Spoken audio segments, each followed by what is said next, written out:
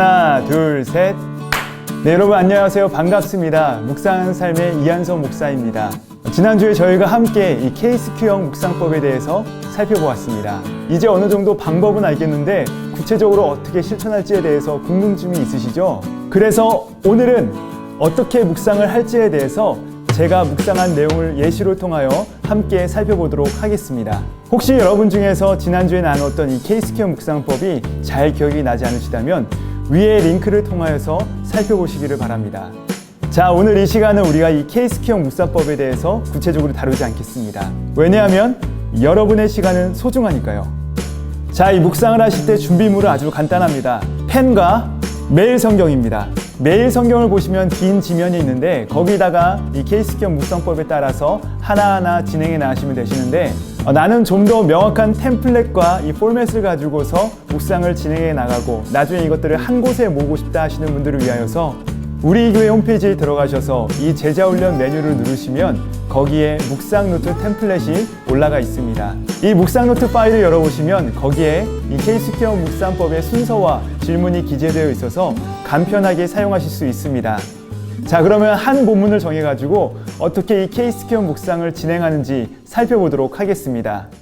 제가 오늘 함께 살펴볼 말씀은 매일 성경 10월 23일자 본문 말씀인 시편 33편을 가지고서 진행해 보도록 하겠습니다. 자, 첫 번째 질문은 하나님은 어떤 분이신가 입니다. 여기서는 관찰을 통하여 하나님의 성품과 그분의 행하심에 대해서 3-4가지 정도로 정리하시면 되십니다. 저는 이렇게 적어봤습니다. 첫 번째로 하나님은 우리의 찬양을 받으시기에 합당한 분이십니다.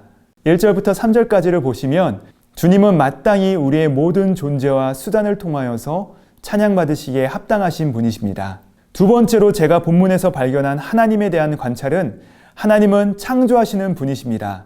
주님께서는 세상을 창조하실 때 말씀으로 창조하셨습니다. 그분께서 오늘 우리에게 말씀하실 때 우리 안에 정직한 영이 새롭게 창조될 것이며 주님의 백성으로 빚어나가게 되는 놀라운 역사가 일어나게 될 것입니다. 세 번째로 발견한 하나님에 대한 관찰은 하나님은 우리를 구원하시는 분이십니다. 우리는 종종 위기를 벗어나기 위하여서 세상을 의지하고 힘을 추구하지만 오직 하나님만이 당신을 경외하는 백성들을 살피시고 이 사망으로부터 우리를 건지시며 살리시는 분이십니다. 자, 이렇게 우리가 본문에서 하나님에 대해 관찰을 한 후에는 두 번째로 가장 은혜 받은 구절과 그 이유를 적는 것입니다. 여러분께서 오늘 본문 말씀을 읽으시다가 이 말씀이 하나님께서 나에게 주신 약속의 말씀이라는 말씀을 취하셔서 그것을 직접 손으로 적어보시는 것입니다. 저는 20절 말씀을 적었습니다. 우리 영혼이 여호와를 바라미여 그는 우리의 도움과 방패이시로다. 그리고 나서 이 말씀을 선택한 이유를 적으시면 되십니다. 저는 3가지의 이유를 적었습니다. 먼저 저의 마음이 세상이나 유력한 자나 물질을 향하고 의지하는 것이 아니라 여호와 하나님만을 온전하게 향하게 될 것임을 믿음으로 선포합니다. 두 번째로 주님은 우리의 도움이십니다. 세상을 창조하시고 나라들의 흥망성쇠를 주관하시는 여호와 하나님께서 나의 도움이 되어주신다는 사실 앞에 용기가 생겨납니다. 주님께 간구하며 나아갈 때 베푸실 전능자의 도움을 기대하며 이 약속을 믿음으로 취합니다. 세 번째로 주님은 나의 방패이십니다. 주님을 경외하며 온전히 바랄 때 시험과 고난 중에서도 주님께서 우리를 보호해 주심으로 말미암아 그 누구도 그 무엇도 나를 해할 수 없음을 선포합니다. 주님은 나의 피난처이시며 완전한 보호가 되심을 믿으며 아멘으로 화답했습니다. 자, 이렇게 여러분께서 본문에서 오늘 하나님께서 나에게 주신 약속과 축복의 말씀을 아멘으로 취하셨다면 세 번째는 결단과 구체적인 적용입니다. 저는 이렇게 결단하고 적용해 보았습니다. 첫 번째로 하나님을 예배하고 찬양함이 성도의 마땅한 의무입니다. 교회에서 사역할 때만 예배자가 아니라 가정에 들어가서도 아내와 함께 일주일에 2번 가정 예배를 드림으로써 실제적인 삶의 영역에서 주님을 찬양하겠습니다. 두 번째로 주님과 바른 관계 가운데 있는 성도는 정직하게 살아갑니다.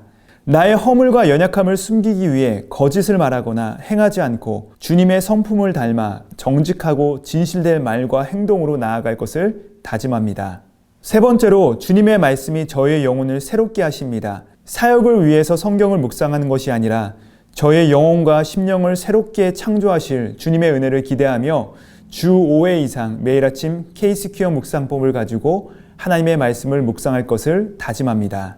방금 함께 나눈 묵상이 정답도 아니고 완벽한 것도 아니지만 하나님께서 말씀을 통해 저에게 주신 마음입니다. 이처럼 우리가 하나님의 말씀을 묵상하실 때 기억하셔야 될 것은 우리가 비록 같은 본문을 가지고서 묵상을 하지만 이 하나님의 말씀은 살아있고 운동력이 있어서 각 사람의 상황과 필요에 따라서 주님께서는 다채로운 은혜와 권면, 약속의 말씀으로 찾아와 주십니다. 그렇기 때문에 예전에 묵상한 말씀이라도 오늘 또 내가 묵상할 때 날마다 새로운 은혜로 우리 가운데 다가오게 되는 것이죠. 이것이 바로 말씀을 묵상하는 묘미입니다. 자, 이제 한 가지 가장 중요한 것이 남았습니다. 그것은 우리가 직접 묵상을 해보는 것입니다. 우리가 무슨 일을 하기 전에 계획도 세우고 공부도 많이 해보는 것도 중요하지만 더 중요한 것은 실행해보는 것입니다. 처음에 이 KCQ형 묵상법을 가지고 묵상을 진행하는 것이 어색할 수도 있고 이상할 수도 있습니다. 하지만 거기서 멈추지 않고 우리가 계속해서 묵상을 하다 보면 우리의 묵상이 더욱더 풍성해지고 깊어질 것을 확신합니다. 자, 여러분께서 이 KCQ형 묵상법을 실제적으로 시작하시고 실천하시는 것을 장려하고 여기까지 저와 함께 오신 여러분들을 위해서 자그마한 이벤트를 열려합니다. 이름하여 화요 묵상회입니다. 자, 참여 방법은 여러분께서 KCQ형 묵상법을 가지고서 묵상하신 다음 그것을 손으로 작성하신 분은 내용이 잘 보이게 사진을 찍어주시고 혹은 컴퓨터로 작성을 하셔서 이번 주 금요일까지 제 이메일 주소나 교회 카카오톡 채널을 통하여 보내주시면 되시겠습니다. 자, 이벤트에 선물이 빠질 수가 없죠. 선물은 이 KCQ형 묵상을 보내주신 분들 중에 추첨을 통하여 두 분께는 언제든지 스마트폰으로 검색하시고 읽으실 수 있는 우리말 성경과 성경사전 어플리케이션을 보내드리고 한 분께는 저도 묵상을 하거나 설교 준비를 할 때 가장 즐겨 활용하는 이 세번역 성경을 보내드리도록 하겠습니다. 여러분께서 묵상을 보내주실 때 내용이 길지 않아도 또 멋들어지지 않아도 괜찮습니다. 중요한 것은 시작하는 것입니다. 차근차근 이 KCQ형 묵상법에 따라서 실천하시고 보내주시면 되십니다. 또 그 중에서 잘 정리된 묵상들은 제가 성함은 밝히지 않되 소개해드리는 시간도 갖도록 하겠습니다. 사랑하는 성도님들, 묵상은 우리가 평생 하는 것이죠.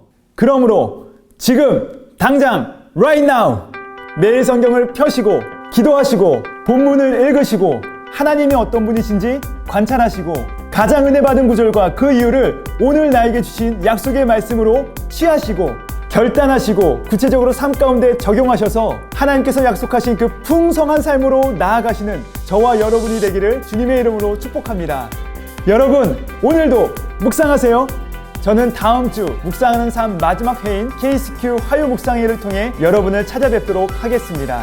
KCQ 묵상은 멈추지 않는다.